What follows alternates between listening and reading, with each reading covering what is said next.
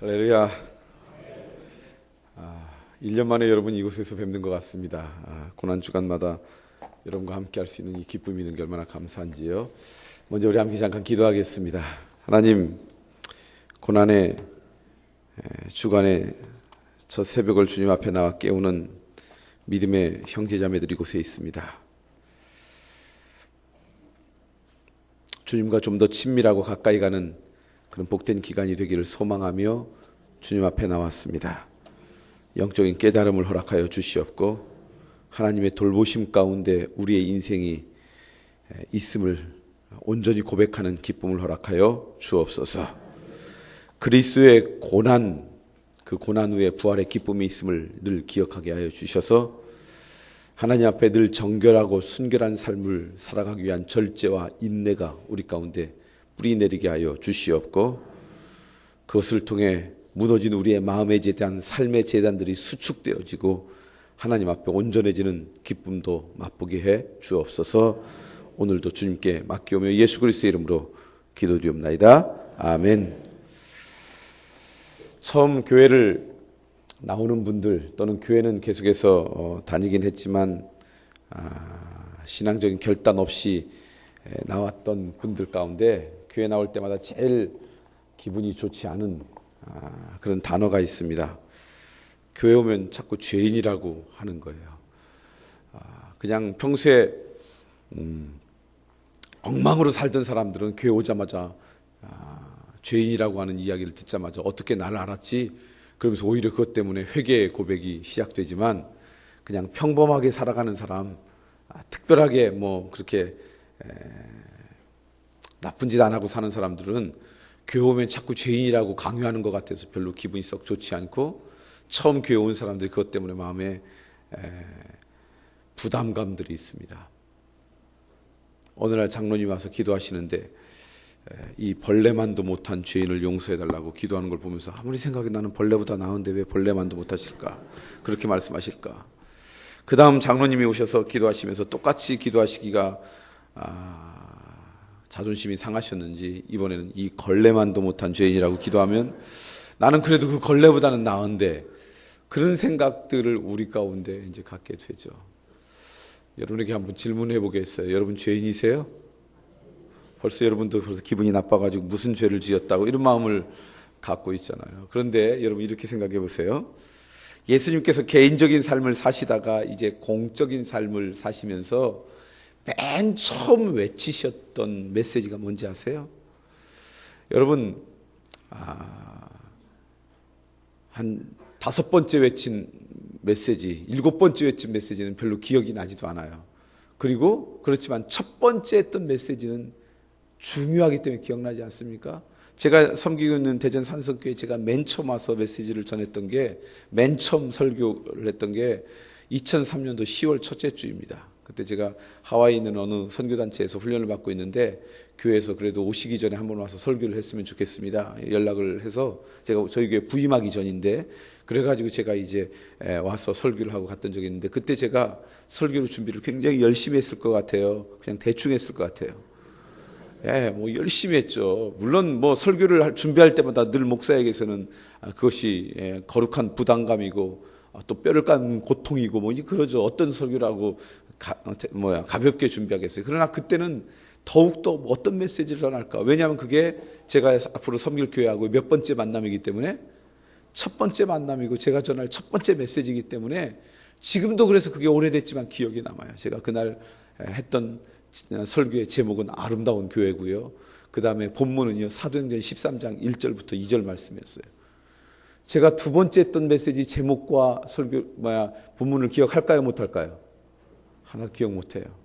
근데 첫 번째는 기억해요. 왜냐하면 첫 번째는 그만큼 의미가 있기 때문이죠. 그러니까 예수님께서 이 땅에 와가지고 공생애를 시작하면서 메시지를 전할 때 첫 번째 했던 메시지는 어떻게 보면 복음의 시작이에요. 그 첫 번째 메시지가 뭔지 기억나십니까? 회개하라 천국이 가까웠느니라. 그러니까 예수님의 첫 번째 메시지는 뭐 하라는 이야기예요? 회개하라는 이야기예요. 저는 그래서 이렇게 생각해요. 회개는 우리의 복음의 시작입니다. 우리의 복음의 시작은 어디서부터 시작되냐면 회개에서부터 시작되는데 근데 회개를 하기 위해서는 전제가 하나 있어요. 그 전제가 뭐예요? 나는 회개할 거리가 있기 위해서 나는 죄인이라고 하는 자각이 있을 때, 죄인이라고 하는 자기 인정이 있을 때 회개가 시작돼요.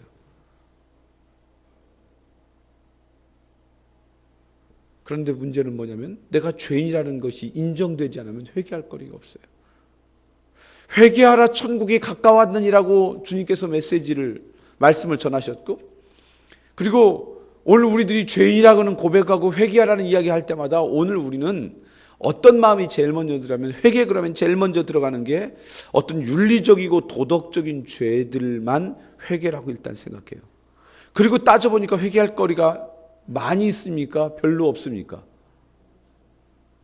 별로 없죠. 웬만한 사람. 많이 있는 분은 정말 개차반처럼 산 사람이고, 그냥 평범하게 산 사람은 그렇게 많이 없어요. 이유는 뭐냐면요, 뭘 회개할까라고 무슨 죄를 졌나 생각하면 우리의 인간의 본능 가운데 하나가 뭐냐면, 하나님의 불꽃 같은 그 눈동자 앞에서 나를 비춰서 내가 이런 사람이구나라고 회개하는 게 아니라, 다른 사람과 비교해서 내가 얼마나 잘못했는지를 생각하고 회개할 거리를 찾으니까, 다른 사람하고 비교할 때는 주로 나보다 못한 사람하고 비교하거든요. 그리고 나서 보니까 내가 그래도 어떤 사람이라고 생각해요? 괜찮은 사람. 근데 회개하라 그러면 회개할 거리가 별로 없죠. 그래서 저는 이렇게 고백합니다. 회개의 깊이가 우리의 은혜의 깊이예요.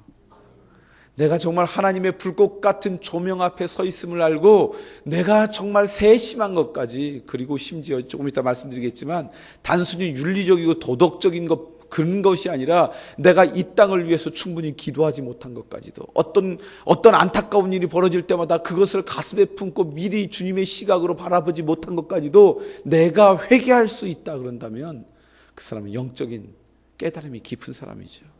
그래서 회개의 깊이는 영적인 깊이예요. 그 사람이 얼만큼 영적으로 성숙했느냐, 얼만큼 영성이 있느냐는요, 그 사람의 회개의 깊이를 보면 알 수 있고요, 얼만큼 빠르게 회개로 반응하느냐, 그걸 보면 알 수 있어요.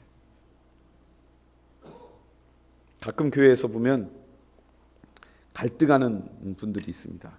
교회 안에서 막 교회를 위해서 하다가 서로 갈등이 있죠. 그거는 그 갈등 자체가 나쁜 것만은 아닐 거예요. 왜냐하면 교회에 대한 애정과 열심과 열정이 없으면 갈등합니까, 안 합니까? 관심이 없으니까 갈등할 일이 없죠. 예배 시작해가지고 나와가지고 예배 끝나기 전에 그냥 돌아가는 사람, 그런 사람들은요, 교회 뭐 때문에 갈등하기 시작하면 그건 은혜 받은 거예요. 그러니까 사실은 그게 문제가, 뭔가 사랑이 있고 열정이 있고 헌신이 있는 사람 가운데 그런 갈등의 모습들이 나타나죠. 가끔씩 이렇게 갈등의 모습이 나타나서 이제 그런 게 있으면 저희 장로님들이 저한테 이렇게 조언해요. 목사님, 어느 편도 쓰지 마세요. 그냥 한 편에 섰다가 그 사람들이 목사님한테 섭섭해하고 그러니까 목사님 그냥 모른 척하고 가만히 계세요. 정말 지혜로운 조언이죠. 그냥 어느 편도 쓰지 말고 글을 쓰라고. 근데 그 장로님들이 그렇게 저한테 조언해 주면 제가 그 조언은 별로 따르지 않아요. 굉장히 지혜로운 조언이긴 하지만 성서적인 조언이 아니기 때문에 그래요. 저는 반드시 어느 편에 씁니다. 누구 편에 쓸까요? 언젠가 제가 이 얘기를 했더니, 어느 교회에서 이 얘기를 했더니 여자 성도 편에 쓸 것 같다고 그러더라고요. 그러지 않아요. 두 사람 중에 한 편에 쓰든, 두 사람 편에 안 쓰든, 두 사람 편에 쓰든 반드시 써요. 어떤 편에 쓰냐? 회개하는 사람 편에 써요. 그 영적인 진리이기 때문에 그래요. 그 모습을 보면서 내가 이렇게 연약함이 있어서 그것을 고백하고 자기의 부족함을 고백하기 시작하고, 그게 하나님께서 원하시는 우리의 삶의 모습이기 때문에 누군가가 그것을 통해 아주 작은 회개라도 회개하기 시작하면, 오늘 우리는 완전하지 않잖아요. 우리가 무슨 완벽한 사람입니까? 부족해서 늘 우리의 연약함이 드러날 수 없는 존재인데 그것을 인정하고 주님 앞에 온전히 내가 기도하지 못해서 이런 일이 벌어졌습니다 라고 회개하기 시작하고, 이 문제, 그런 사람은 그게 하나님께서 원하시는 그 하나님의 길을 걸어가는 사람 편이기 때문에 그 편에 서요. 왜? 주님께서 이 땅에 오셔서 맨 처음 외치셨던 진리가 뭐기 때문에? 회개하라. 근데 오늘 우리들이 그 회개를 온전히 하기 위해서는 정말 내가 죄인인지를 깨달아야 되는데, 단순히 그 죄인을 윤리적이고 도덕적인 죄로만 생각한다 그러면 우리는 회개할 게 별로 없죠. 성서에서는 그것을 죄라고 이야기하잖아요. 수도 없이 많은 곳에서 죄가 무엇인지를 말씀하고 있는데, 그런데 그 중에 대표적인 한 군데를 먼저 한번 찾아봤으면 좋겠어요. 성서에서 말하는 죄의 근원이 무엇인가? 요한일서 3장 4절 말씀입니다.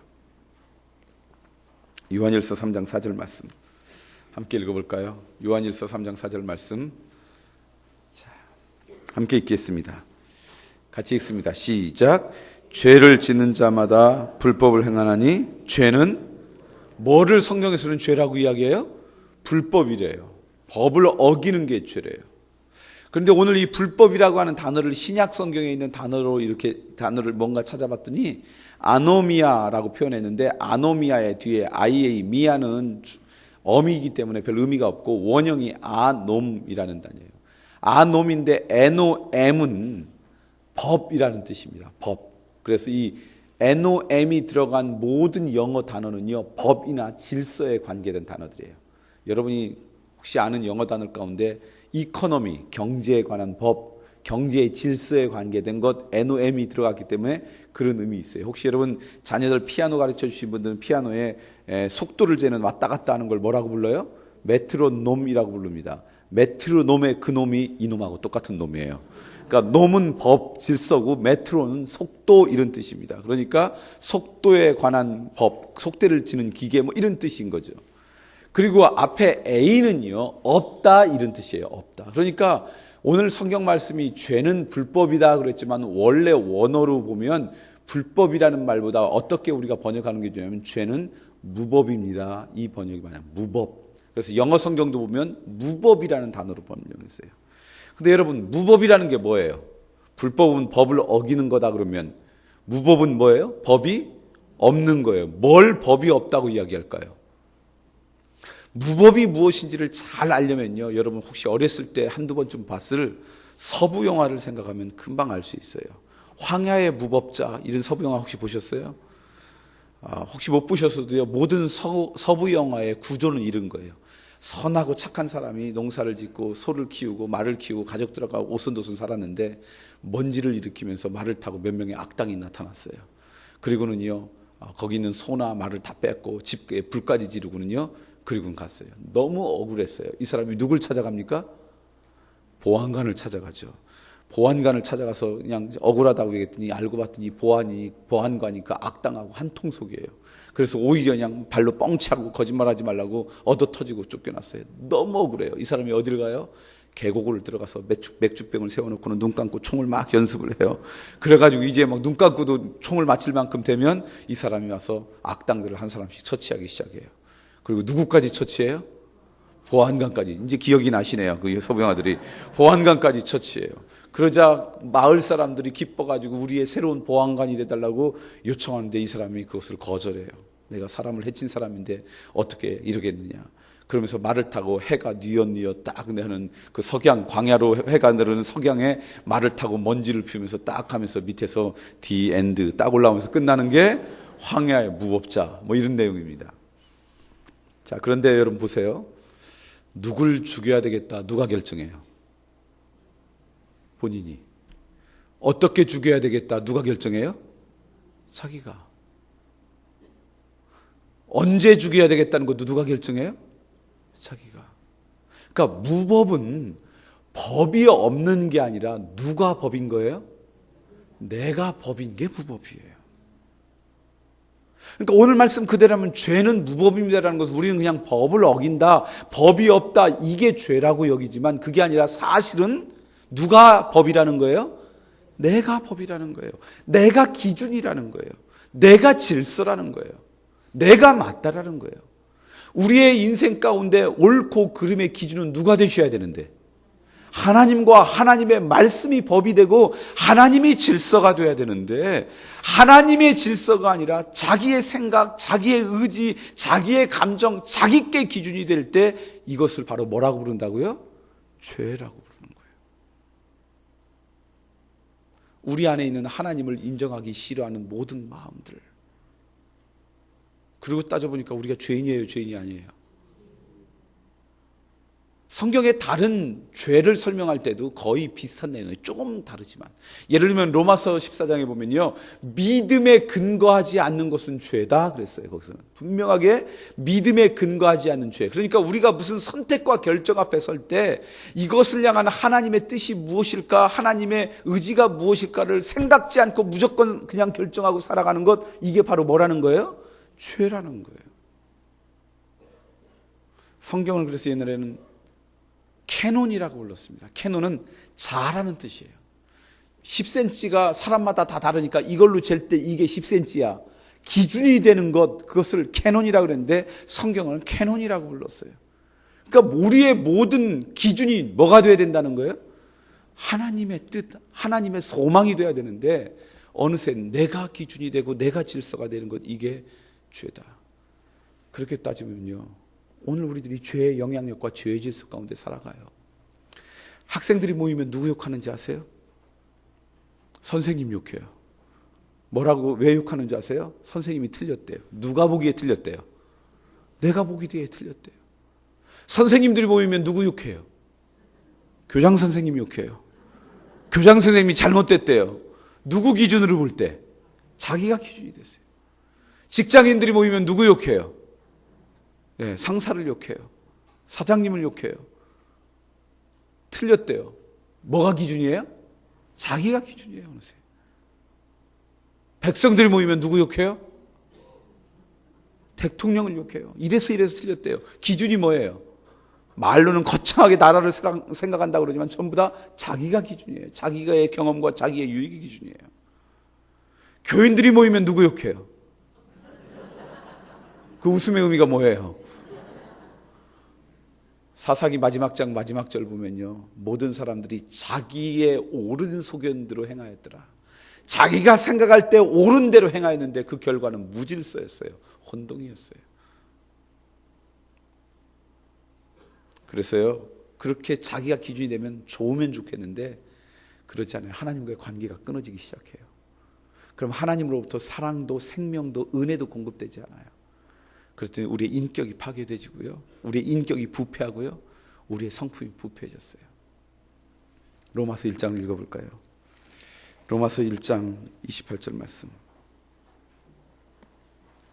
자, 로마서 1장 28절 말씀 보니까 이렇게 되어 있어요. 로마서 1장 28절 말씀 보니까 또한 그들이 마음에 하나님 두기를 싫어하매, 마음에 하나님 두기를 싫어한다. 이걸 다른 말로 하면 뭐라고요? 죄. 제가 지금 말씀드렸잖아요. 하나님 없이도 살 수 있다라고 하는 인간의 의지, 인간의 노력, 자기 인간들의 마음 가운데, 사람들의 마음에 하나님을 인정하기 싫어하는 인간들의 의지, 하나님을 마음에 두기 싫어한다. 이걸 다시 말하면 뭐라고요? 죄를 지었어요. 그랬더니 죄의 결과가 뭐냐? 29절부터 31절을 함께 읽어보겠습니다. 두렵고 떨리는 마음으로 읽었으면 좋겠어요. 29절부터 함께 읽겠습니다. 시작. 곧 모든 불의, 추악, 탐욕, 악의가 가득한 자요, 시기, 살인, 분쟁, 사기, 악독이 가득한 자요, 수군수군하는 자요, 비방하는 자요, 하나님께서 미워하시는 자요, 능욕하는 자요, 교만한 자요, 자랑하는 자요, 악을 도모하는 자요, 부모를 거역하는 자요, 우매한 자요, 배약하는 자요, 무정한 자요, 무지하고. 지금 29절부터 31절까지 읽었던 걸 우리들이 지금 생각할 때 죄라고 이야기해요. 그런데 정확히 보면 죄로 인해 나타난 결과들이에요. 죄로 인해 나타난 결과들이 우리 이 땅 가운데 가득한 죄의 현상들이에요. 원인은 뭡니까 그러면? 사람들의 마음에 누구를 인정하기 싫어한 거예요? 하나님을 인정하기 싫어한 거. 하나님이 기준이 되고 하나님이 질서가 되어야 되는데 사람들 가운데 하나님이 더 이상 기준이 되지 않는 것, 이게 원인이에요. 이 원인 때문에 나타나기 시작한 결과가 우리가 아는 모든 윤리적이고 도덕적이고 우리의 삶 가운데 있는 모든 죄의 흔적들, 죄의 결과들이에요. 여러분, 어떤 현상이나 결과가 나타나면 그것만 치료하면 됩니까? 원인을 제거해야 됩니까? 원인을 제거해야죠. 여기 나오는 어떤 죄가 있어서 그것만 회개한다고 제거되지 않아요. 그러면 또 다른 흔적들이, 또 다른 현상들이, 또 다른 결과들이 나올 수밖에 없어요. 문제는 원인을 제거해야 돼요. 근데 원인은 뭐예요? 사람들 마음에 누구를 인정하기 싫어한 거예요? 하나님을 인정하기 싫어한 거예요. 내가 법이라는 거예요. 더 이상 하나님이 우리의 인생의 기준이 되지 않는 거예요. 그래서 하나님께서 그것을 말씀해 주셨어요. 근데 사람들이 알아듣지 못해요. 수도 없이 하나님께서 말씀하시고 깨닫게 했는데 사람들이 눈이 어둡고 들을 귀가 없어서 알아듣지 못해요. 그래서 하나님이 너무너무 답답하셨어요. 그래서 하나님께서 내가 안 되겠다. 내가 인간들의 언어로 직접 이야기를 해줘야 되겠다. 그래서 이 땅에 하나님께서 찾아오신 사건이 이사야서 53장에 있는 말씀입니다. 이사야서 53장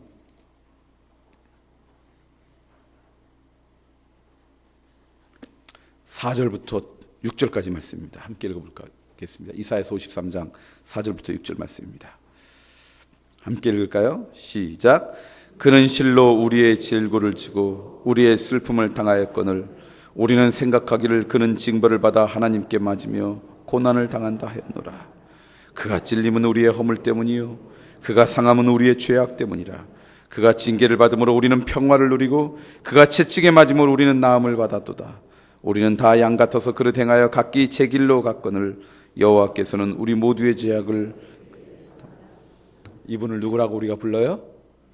예수님이세요. 예수님이 이 땅에 태어나시기 약 700년 전에, 지금으로 치면 조선시대가 시작될 때쯤에 하나님께서 미리 예언하시고, 그리고 이 예언에 따라 이 땅에 오신 분이 예수 그리스도세요. 그 예수 그리스도가 지으신 십자가의 은혜 때문에 우리 안에는 죄 때문에 끊어졌던 하나님의 관계가 회복되기 시작하고, 비로소 하나님의 은혜가 무엇인지, 하나님의 사랑이 무엇인지, 하나님의 생명이 무엇인지 우리가 공급되기 시작하면서 오늘 우리가 구원받은 인생이 된 것이죠. 그런데 자 보세요. 하나님이 우리의 육신을 입고 이 땅 가운데 찾아오셔서 십자가의 고난에, 그 십자가의 은혜로 우리를 구원하시길 때 우리가 그렇게 구원받을 만한 어떤 대가를 우리가 치루었습니까? 그럴 만한 자격과 조건이 되었어요?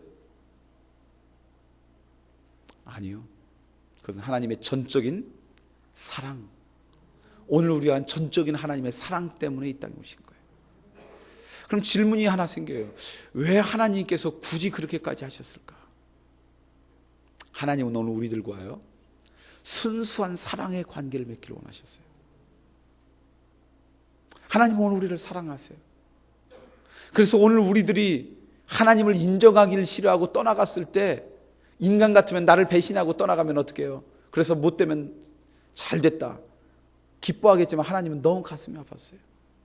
하나님의 마음을 조금이라도 이해할 수 있는 것이 이 땅 가운데 있다면 아마 부모와 자식 간의 관계가 아닐까. 자녀가 부모를 거역하고 떠나가도 그 자녀가 잘못될 때 부모가 날 거역하고 가더니 잘 됐다 그럽니까? 가슴을 아파합니까? 가슴이 찢어지죠. 우리 부모의 마음은 하나님의 마음하고 비교할 수 없는 아주 작은 마음을 뿐이에요. 하나님이 오늘 우리를 사랑하셨기 때문에 우리들이 계속 하나님을 인정하기를 싫어하고 내가 법이라고 살아가면서도 여전히 그것 때문에 온통 죄의 영향력 가운데 살아가는 모습을 보고 하나님 너무 가슴이 아팠어요. 어떻게든지 오늘 우리를 깨닫게 하고 싶었어요. 왜냐하면 그 결론이 사망이고 멸망이라는 것, 죽음이라는 걸 알았기 때문에. 이런 게 아닌가 싶어요. 제가 군대 생활을 군인 병원에서 했습니다. 서울에 위치한 어느 군인 병원에서 일을 했는데, 저희 이제 그곳에 일하는 우리 군인들이, 물론 이제 군인 병원이니까 거기에 이제 환자들 치료하고 그러겠지만 군인이니까 일주일에 그래도 몇 번은 가서 총을 들고 이제 보초를 씁니다. 정문을, 부대 정문을 지켜요. 왜냐하면 정문에 연락이 오면 앰뷸런스들이 올라오면서 이제 연락을 합니다. 뭐 조금 다치고 이런 거는 그 사단 의무대나 야전병원에서 이제 하지만, 많이 다친 사람들이 주로 오는데, 그럼 연락 오면 그 이제 차 번호를 받다가 연락이 받은 건 빨리빨리 통과하고, 왜냐하면 위급 환자가 있으니까. 그러지 않은 것은 세우고 도대체 왜 왔는지 확인도 하고 뭐 이런 일을 이제 하는 거예요. 근데 앰뷸런스가 뭐 시도 때도 없이 그냥 막 계속 오는 게 아니잖아요. 그렇게 계속 오면 우리 군인들 다 다치잖아요. 그러니까 이제 가끔씩 와요. 그러니까 이제 이렇게 정문을 지키고 있지만 그게 뭐 휴전선도 아니고 그러니까 혼자 지키면 심심하니까 저런 생각도 하면서 지키는데, 어느 날 제가 이렇게 있는데 우리 그 정문, 부대 병원, 군인 병원의 정문을 개미들이 군락을 지어서 그 길을 건너가는 거예요. 이렇게 쭉. 개미들이 혼자 가지 않고 떼거지로 다니잖아요. 요즘 아줌마들도 떼거지로 다니는데, 하여튼 그냥 계속 그렇게 가는 거예요. 그래서 제가 이렇게 개미들을 보면서, 얘들은 어떻게 그냥 줄을 지어서 셀 수 없는 개미들이 이렇게 쭉 가는 거예요. 그걸 보다가 제가 갑자기 무슨 생각이 들었냐면, 이렇게 가다가 앰뷸런스나 군인 트럭들이 지나가면 그 개미들이 어떻게 돼요? 깔려서 죽잖아요. 수없이 많은 개미들이. 갑자기 그걸 생각하니까 이 개미들이 불쌍하게 여겨지기 시작했어요. 야, 이 개미들이 자기들이 죽을지도 모르고 계속 이렇게 지나가는구나. 그래서 제가 이 개미들을 어떻게든지 구원해야 되겠다. 어떻게 할까? 그러다가 이 군인 부대 그것이 이제 이 흙으로 다져진 데니까 제가 이제 군인 신발이 딱딱하잖아요. 그래서 그 개미들 앞에 막 가는 한 중간쯤에 성을 쌓기 시작했어요. 이 흙성을 모래로 이렇게 쌓아가지고 일리 가지 말고 일리 가라고 길을 제가 이렇게 내준 거예요. 근데 제 이 고귀한 뜻을 개미들이 이해하지 못하고 죽어라고 그 성을 건너서 계속해서 길을 건너가는 거예요. 계속 제가 더 높이 쌓아도요, 이 개미들이 그냥 막 돌아가고 막 그래가지고 그걸 넘어가지고 계속 가는 거예요. 조금이 그렇게 넘어가면 다 이 개미들이 다는 아니지만 거의 대부분이 어떻게 되는데? 죽는데. 그래서 얘들을 어떻게 막을까? 그래서 막 침도 뱉어봤어요. 물이 있으면 안 가볼까? 막 그래. 그래도 제 이 고귀한 사랑을 모르고는 계속 건너가는 거예요. 그때 제가 깨달은 게 있어요. 내가 개미말을 할 수 있으면 얼마나 좋을까? 내가 아무리 그래도 그걸 못 알아듣고 가니까 내가 개미하고 커뮤니케이션 할 수 있으면 얼마나 좋을까? 뭐가 개미말인지 모르지만 제가 뭐 뚜뚜따따따 이랬더니 얘들이 듣고 아, 일리 가면 앰뷸런스가 있구나 이렇게 알아두면 얼마나 좋을까? 하나님이 그래서 이 땅에 오신 거예요. 자격이 있고 조건이 있고 그래서 우리한테 오신 것이 아니라 우리를 사랑하는 하나님의 사랑 때문에 그냥 오신 거예요. 만약에 그곳에 어떤 대가가 개입된 관계가 되면 그것은 정말 순수하고 순전한 사랑의 관계가 아니라 오염이 되긴 해. 어떤 조건이 있다 그러면 그것은 순수한 사랑의 관계가 아니기 때문에 하나님은 아무 대가와 조건과 상관없이 일방적인 사랑 때문에 우리를 찾아오셨어요. 그게 십자가의 은혜예요. 그렇다면 우리가 할 수 있는 건 하나밖에 없어요. 내가 땀 흘리고 내가 노력해서 그것을 얻었다 그러면 봐라, 내가 이렇게 하지 않았냐라고 이야기할 수 있을 거예요. 어떤 조건, 너 이렇게 해, 그러면 내가 너를 이렇게 구원해 줄게. 그랬다면 그대로 열심히 살아가는 게 그 고백일 거예요. 그런데 아무 조건과 자격과 상관없이 일방적인 사랑을 받았어요. 그러면 우리 가운데 할 수 있는 건 단 하나밖에 없어요. 뭐밖에 없어요? 감사합니다. 우리의 고백은 그거 하나면 좋게요. 에베소서 2장 8절 말씀에서는 이 구원의 사건을 그래서 이렇게 표현해요. 자, 에베소서 2장 8절 9절 말씀 읽겠습니다.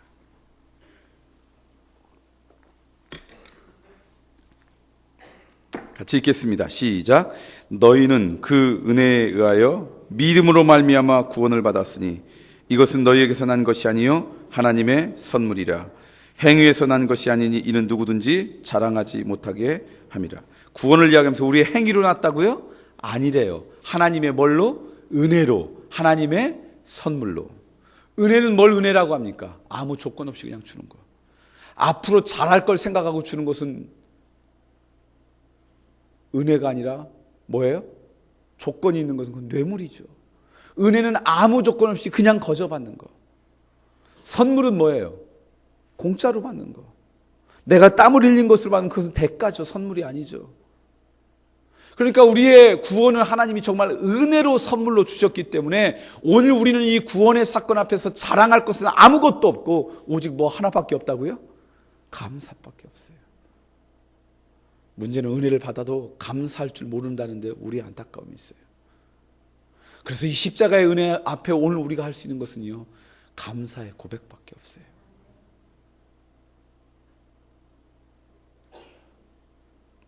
이렇게 이야기했더니 여러분 마음 가운데 이렇게 생각하는 분이 있는 것 같아요. 아, 우리가 은혜로 공짜로 구원을 그냥 받았다고 우리가 믿기 때문에 교회 다니는 사람들이 공짜를 좋아하는가 보다.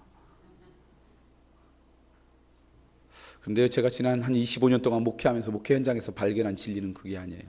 역설의 진리예요. 교회 안에서 뭔가 헌신하고 섬기고 뭐 사역을 하고 이러던 사람들이 그거 알아주지 않고 삐지고 상처받고 시험 들고 하는 사람 보면 내가 은혜와 구원을 정말 하나님의 전적인 은혜로 사랑으로 선물로 받았습니다라고 공짜로 받았습니다라고 생각하는 사람은요 절대 그렇지 않아요. 이분들은요 그냥 하나님 앞에 쓰임 받는 것만 해도 감사와 감격이에요. 하루하루 정말 하나님의 자녀가 됐다는 것이 그냥 감사예요. 그 감사 때문에 그것이 무엇이든 하나님께서 원하신다면 내가 최선을 다해서 그 길을 걸어가겠습니다 하고 살아가세요. 그런데 내가 그래도 좀 이 정도 되니까 자기의 의로움으로 구원받았다고, 내가 공짜 선물이 아니라 뭔가 자기의 그것 때문에 구원받았다는 생각이 우리 마음 가운데 있는 사람은요, 박수 쳐주지 않고요, 인정해주지 않으면요 삐져요. 정말 내가 아무 조건과 자격이 없음에도 불구하고 하나님의 전적인 은혜로 구원받았습니다. 구원의 감격이 있는 사람, 이 믿음의 감격이 있는 사람은요, 그것이 무엇이든 하나님이 기쁨이다 그러면 최선을 다해서 알아주든 알아주지 않든 박수를 치든 않든 그 길을 걸어가요. 왜냐하면 인간의 인격 가운데는요, 그냥 공짜로 무언가를 받으면요 그것을 꼭 갚고 싶은 마음이 있는 게 우리 인간의 모습이기 때문에 그래요. 누군가가 여러분의 아무 연관이 없는데 여러분에게 사랑을 주고 여러분의 어떤 은혜를 받고 어떤 여러분의 도움을 받았다 그러면 입 딱 씻는 사람 없어요. 우리의 인간의 인간됨 가운데는요, 그때 그것을 위해서 내가 감사하다는 고백을 하고, 그리고 뭔가 내가 그것을 갚고 싶은 마음이 있는 게 우리 인간이에요. 작년 10월에 제가 싱가포르를 한 며칠 갔다 올 기회가 있었습니다. 저희 교회에서 함께 동역하던 분이 그곳에 가서 교회를 이제 담임하게 돼서 그 교회를 잠깐 섬기러 갔어요. 그래서 낮에는 전부 다 일하시니까 저녁 집회만 하니까 낮에는 제가 좀 쉬겠습니다. 너무너무 있으니까 제가 그냥 쉬고 책이나 보고 그러겠습니다. 그랬더니 그 교회에 계신 그 목사님과 장로님들이, 목사님 다른 날 쉬어도 되고, 한 3일쯤 있었는데 하루는 싱가포르를 이렇게 돌아다니면서 이렇게 구경을 좀 하시라고. 그래서 제가 그냥 쉬었으면 좋겠어요 했더니, 목사님이 싱가포르이 너무 좁아서 한 2-3시간이면 다 돌아본다는 거예요. 그래서 제가, 그렇게 작아요? 제가 처음 싱가포르 간 거였거든요. 그랬더니 진짜인지 아닌지 모르지만 그 장로님이 그러시는 거예요. 싱가포르에는 공군이 없대요. 왜냐하면 비행기가 뜨면 벌써 다른 나라 영토이기 때문에 비행기가 뜰 수가 없다는 거예요. 그래가지고 공군은 다른 나라에 돈을 주고 거기서 위탁 교육을 시키고 이러지, 그 안에는 공군 전투기가 뜰 수가 없을 만큼 나라가 작다. 그러니까 그냥 점심 겸해서 좀 일찍 나오셔서 이렇게 둘러보고 오시자고. 그래서 그래요, 그럼 갈게요. 그래서 거기는 어느 무슨 섬인가 한 군데를 이제 가게 됐어요. 그래서 저희들은 내려가지고 케이블카 타고 그 섬에 들어가고, 그 장로님은 차를 가지고 운전하셔서 다시 우리 내리는데 이제 기다리시고 이러는데, 우리가 도착해가지고 장로님 오시기 전에 이렇게 저렇게 구경을 하다가 더워서 스타벅스에 가서 시원한 커피를 제가 이제 몇 잔 사가지고 함께 갔던 그게 목사님이며 사모님하고 이제 함께 마시려고 스타벅스에 줄을 섰는데, 제 앞에 연세가 드신 어르신 두 부부가 서 있는 거예요. 딱 보니까 한국 분이에요. 한국 분은 어디 가도 다 표시가 나요. 아주 잘생기고 멋있고 이렇게 하여튼 그렇습니다. 아주. 그러니까 이분 딱 보니까 한국 분이에요. 근데 이제 있는데 그분들이 이제 거기에 나중에 알고 봤더니 단체로 이제 싱가포르를 관광 왔는데, 그날은 자유 시간 그래가지고 그 섬에 내려주고 몇 시간 이렇게 심컬 놓으시고 쉬시고 그러다가 몇 시까지 어디에 모이십시오. 그래서 이제 이 할머니 할아버지가 이렇게 이제 돌아오다가 이제 이분도 덥고 그러니까 시원한 음료수 마시고 또 배도 고프니까 몇 가지 이제 사가지고 먹으려고 줄을 쓰신 거예요. 그걸 사가지고 계산을 하려고 이제 카드를 딱 냈는데, 그 카드가 한국 안에서만 되고 외국에서는 안 되는 카드를 외국도 되는 줄 알고 내신 거예요. 외국에서 되는 카드는 그 안에 V자로 시작되는 뭐가 있거나 이런 것만 되지, 그냥 모든 카드가 다 되는 게 아니잖아요. 그러니까 그 사람이 안 된다 그러니까 이분이 왜 안 됐냐, 그 말을 잘 이제 못 알아들으시고, 그래서 제가 옆에서 좀 도와드렸어요. 그랬더니 다른 카드를 주세요. 그래서 다른 카드를 냈는데 그것도 한국에서만 되는 카드예요. 이분들은 그걸 이제 모르고 오신 거죠. 그러니까 이제 마침 갖고 있던 미국 달러 있잖아요. 미국 달러를 했는데, 싱가포르이 대부분 미국 달러를 받는데, 그 집은 우리도 이것도 안 받는 거예요. 싱가포르 돈만 받는다는 거예요. 그러니까 이분이 뭘 마셔야 되는데 돈을 받을 돈이 없고, 그래서 제가 그럼 계산해 드릴게요. 그래서 제가 그냥 제 카드로 계산해 드렸어요. 우리나라 돈은 10,000몇천 원밖에 되지 않아요. 근데 외국에서 만난 한국 사람이라 그러면 그거 도와줄 수 있잖아요. 그래서 제가 그냥 그렇게 이제 계산을 했어요. 그랬더니 이분이 어떻게 그럴 수가 있냐고 그러더니, 그 옆에 할머니가 여기를 바지 밑에를 꾸역꾸역 하더니 한국 돈을 꺼내셔가지고는 이거라도 받으라고. 제가 그분들한테, 제가 이거 싱가포르 돈으로 해서 우리나라 돈으로 계산하면 한 10,000몇천 원이니까요. 그 돈은 저한테 좀 주셔야 되겠습니다. 제가 요청했을까요? 그분이 막 준다 그랬을까요? 여러분 표정을 보니까 그러고도 남을 사람입니다. 이런 표정이신데, 그냥 저는 기쁜 마음으로 그냥 외국에서 만난 한국 할머니 할아버지, 우리 부모님 같기도 하고, 우리 교회 그냥 기도 열심히 하는 권사님들 같은데, 그때 그것 때문에 시원한 것도 못 드시고 그 배고프다 그러면 얼마나 안타까워요. 제가 외국 사람이라면 그렇겠어요? 모르죠, 그때도. 그러나 하여튼 우리 한국 분이라 그러니까 제가 그냥 그분이 저한테 잘해줄 것도 없고 그렇지만 그냥 제 마음으로 한 거죠. 근데 그걸 굳이 막 갚겠다고 해서 괜찮아요, 할머니. 예. 그냥 한마디 했어요. 그냥 한국에 가셔서요. 저 교회 다니는 사람인데 목사라는 얘기를 하면 안 돼요. 목사가 하면라 그러면요 당연히 다 받아들이더라고요. 제가 보니까. 그래서 제가 교회 다니는 사람들 가셔서 그냥 기회가 될 때 교회 다니시면 돼요. 그랬더니 그 할아버지가 자기 명함을 막 주셔. 어떤 노인의 무슨 뭐 총무라나 뭐 그러면서 무슨 아파트 노인회겠죠. 뭐 이러면서 막 명함을 주고 와서 꼭 연락해 달라고 막 그러시더라고요. 그게 인간이에요. 그냥 내가 사랑을 받고 은혜를 받으면 뭐 한다고요? 뭔가 갚고 싶어요. 그게 헌신이고 참된 섬김이에요. 그래서 십자가의 은혜의 감격이 있는 사람은요, 이 땅 가운데 새로운 삶을 살아가요. 감사하는 삶을 살아가요. 저 여러분이 그런 인생이 되길 간절히 소망합니다. 그래서 이렇게 고백할 수 있습니다. 타락한 영혼은요, 감사할 수가 없어요. 감사를 하지 않는 영혼은요, 타락한 영혼이에요. 하나님의 그 은혜와 사랑을 온전히 깨달은 사람은 그래서 감사의 고백으로 이 땅 가운데 살아갈 수밖에 없어요. 그렇게 살아갔더니 다른 사람의 삶의 방식과 조금 달라요. 그래서 성경에서 이렇게 고백해요. 그리스도 안에 있으니 새로운 피조물이라. 보라, 이전 것은 지나갔으니 새 것이 되었도다. 전혀 새로운 삶을 살아가죠. 그렇게 살아가는 모습을 보고 성경에서는 뭐라고 해요? 사람들이 볼 때 쟤들은 이상해. 살아가는 모습이 달라. 그러면서 이렇게 고백해요. 도저히 세상이 감당하지 못하는 인생들이다. 여러분, 우리의 삶에도 질이 있는 거 아세요? 동일한 인생이지만 똑같지 않고 그 삶에는 질이 있어요. 그래서 감사하는 영혼의 질은 아름다워요. 타락한 영혼은 절대로 감사할 수 없기 때문에. 저는 이 고난주간에 십자가의 은혜를 생각할 때마다 정말 내가 아무 자격과 조건이 없는데 그저 하나님의 일방적인 사랑 때문에 내가 구원받았습니다 라고 하는 그 믿음의 고백이 여러분 가운데 자리 잡기 시작해서 유일하게 우리가 하나님께 할 수 밖에 없는 게 뭐라고요? 감사의 고백을 하고, 그것이 감사해서 우리의 삶의 현장 가운데 믿음의 공동체 안에서 그 감사를 갖기 위해 살아가는 정말 아름다운 영혼의 소유자 되기를 소망합니다. 그때가 되면요, 누가 박수 쳐주거나 인정해주거나 그거 관심이 없어요. 내가 받은 그 은혜 때문에, 내가 받은 그 감사 때문에 그 길을 살아가니까 그때 그 사람을 통해서 영적인 영향력과 선한 영향력이 있는 거죠. 그래서 내가 의로움이 있어서 안 알아줘서 그러면요, 그 사람을 통해서 상처가 나오고요, 갈등이 나타나고요, 분열이 나타나요. 십자가의 온전한 은혜 앞에 감사가 온전히 고백되는 여러분의 인생이 되기를 간절히 소망합니다. 기도하겠습니다. 이 시간 마음을 모아서 이 시간 기도했으면 좋겠어요. 이 시간 기도할 때 이 기도를 먼저 하기를 원합니다. 주님, 회개의 영을 부어 주옵소서. 정말 내가 주님의 구원받을 만한 자격이 있는 인생이 아닌데 나도 모르는 사이에 우리의 시대와 우리의 문화의 영향을 받아서 그래도 괜찮은 사람 라고 여기는 순간 오늘 우리 십자가의 은혜의 감격이 우리로부터 사라지게 됐는데, 단순히 윤리적이고 도덕적이고 눈에 보이는 죄의 문제가 아니라 내 인생의 주인이, 내 인생의 기준이, 내 인생의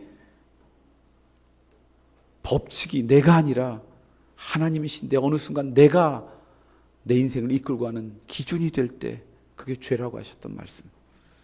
입으로는 하나님을 믿는다고 하면서 내 마음에 정말 하나님 두기를 인정하지 않고 싫어하는 그것이 죄라고 그랬는데, 그렇게 볼 때 내가 내 인생의 주인이 나였습니다.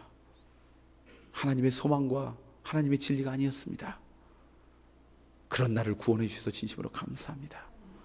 여전히 나에게 그런 안타까운 모습이 있는 것 하나님 회개합니다. 여러분 가운데 그 회개의 영이 임해서 회개의 깊이가 깊어지고 회개가 빨라서 여러분이 영적인 성숙이, 영성이 깊어지는 그런 인생이 되기를 소망합니다. 이 시간 우리 함께 기도하는데 주님 회개의 영을 부어주셔서 오늘 이 시간에도 수도 없는 회개의 고백들이 우리의 입술을 통해 풍성하게 주님 앞에 드려지게 하여 주시옵고, 그런 나를 구원해 주신 구원의 감격이 내 가슴 앞에 새롭게 넘치게 하여 주셔서 하나님 앞에 감사드리는 그런 기쁨의 삶이 우리의 삶 가운데 자리 잡게 하여 주옵소서. 그런 은혜가 여러분 가운데 있기를 소망합니다. 이 시간 우리 함께 기도하겠는데 주님 회개의 영을 부어 주옵소서. 주님 앞에 회개의 고백으로 오늘 이 아침 기도를 시작하기를 원합니다. 우리 함께 입술을 열어서 하나님 앞에 간절한 마음으로 기도드리기를 소망합니다. 함께 기도하겠습니다. 오 하나님, 내가 그럴 만한 자격이 있고 그럴 만한 인생이어서 하나님께서 구원해 주신 것이 아니라 정말 아무 자격이 없고 아무 구원받아는 그런 조건이 되지 않음에도 불구하고 정말 하나님의 일방적인 사랑으로 우리가 구원받은 하나님의 존재임을 깨닫습니다. 오 주님, 그 구원의 감격이 우리 가운데 있기를 소망합니다. 오 하나님, 어느 나도 모르는 사이에 내가 강팍해지고 완악해져서 내가 이럴 만한 사람이지라고 하는 자기 의로움 가운데 살아가는 인생이 있다면 오늘 이 아침에 주신 말씀으로 깨닫게 하여 주셔서 정말 내가 죄인입니다. 구원받을 만한 자격이 있는 사람이 아닙니다. 그럼에도 불구하고 하나님께서 나를 구원해 주셔서 내가 하나님의 백성이 되었습니다라고 하는 그런 감사의 고백이 우리 가운데 회복되게 하여 주옵소서. 그 감사의 고백 때문에 살아가는 하나님의 거는 정말 하나님의 온전한 인생이 되기를 소망합니다. 오 주님, 그래서 하루하루 살아갈 때마다 구원의 감격이 우리 가운데 조금 더 사그라져야 되는 인생이 되기를 소망합니다. 오 주님, 우리 시대의 문화와 시대 정신의 영향을 받아서 어느 순간에 내가 내 인생의 주인이고 내가 내 인생의 기준이 됐던 안타까운 인생이 있다면 이 시간 회개의 영을 부어주셔서 내 인생 가운데 하나님을 두기를 싫어하셨던 그 온전한 우리의 하나님의 그 아름다운 성령의 빛 앞에 우리의 인생을 드러내는 인생들이 되게 하여 주옵소서. 우리의 입술 가운데 주님 회개의 영을 부어 주옵소서. 우리의 입술을 열 때마다 하나님 앞에 온전히 우리의 죄를 고백하게 하여 주시옵고 그때 주시는 우리의 영적인 구원의 감격의 깊이들이, 감격의 은혜가, 구원의 은혜가 우리를 다스리는 그런 복된 인생들이 되게 해 주시옵소서. 그렇게 살아가기를 소망합니다. 오 주님, 이 고난주간에 주님께 주시는 이 십자가의 은혜가 받을 수 없는 은혜를 주님께서 주셨습니다라고 하는 감사의 은혜로 오늘 우리 가운데 전환되는 그런 기쁨들을 허락하여 주시옵소서. 오 하나님, 어느새 나도 모르는 사이에 내가 내 인생의 주인이 되었던 그런 인생입니다. 죄가 죄인지 모르고 살아갔고 그것이 당연한 것처럼 여겼고 내 주위의 모든 사람, 이 땅에 있는 죄의 질서 가운데 있던 사람들이 그렇게 살아가니까 그것이 당연한 것처럼 여기며 내가 지금까지 살아왔습니다. 그럼 오늘 우리를 향해 주님께서 주신 말씀을 주의 음성으로 듣습니다. 하나님을 인정하기 싫어하는 인간의 마음들, 내가 내 인생의 기준이 되었던 그 모든 것들이 죄이기에 오 하나님, 내가 하나님 앞에 죄의 길로 걸어갔던 연약한 인생을 이 시간 고백합니다. 이러한 영적인 깨달음을 우리에게 허락하여 주옵소서.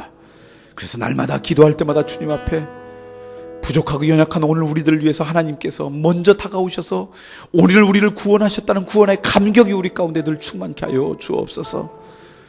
내 의로움 때문에 구원받았다라는 생각이 드는 순간 구원의 감격이 사라지는 그런 안타까운 인생이 될 수밖에 없는데 주님, 이 사단의 속임수에 넘어가지 않도록 도와주시옵고 기도할 때마다 우리의 부족하고 연약한데 그런 나를 구원해 주신 하나님 앞에 감사의 고백이 풍성해지는 복된 인생이 되게 해 주옵소서. 감사하는 영혼은 그의 영혼이 아름답고 질 높은 인생인데 그런 인생으로 살아가길 소망합니다. 오늘 우리의 삶을 통해 감사의 고백이 더욱더 풍성해지는 은혜가 우리 가운데 충만케 하여 주옵소서. 예수 그리스도의 이름으로 기도드리옵나이다. 아멘. 이제 여러분의 개인적인 기도 제목을 위해서 이 시간 간절하게 기도하시다가 자유롭게 돌아가시길 소망합니다. 우리 함께 여러분의 간절한 기도의 제목을 하나님께 아리는 그런 기도 우리 함께 드리기를 소망합니다. 함께 기도하겠습니다. 오 하나님, 주님 앞에 나올 때마다 기도보다 앞서지 않겠다는 고백으로 주님 앞에 나옵니다. 기도의 입술을 열어주셔서 하나님 앞에 온전히 기도하는 복된 인생들이 되게 하여 주시옵소서.